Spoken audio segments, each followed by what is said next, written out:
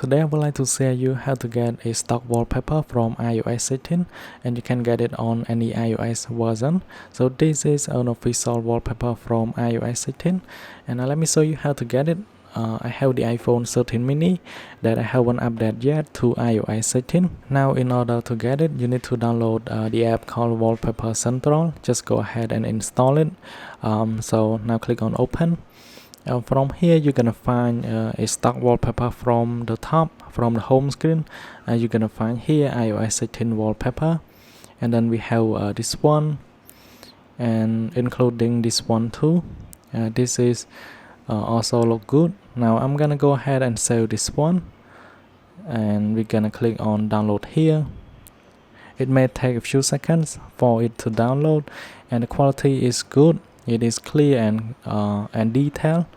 So now just wait a few seconds. Now it has been saved into my camera roll.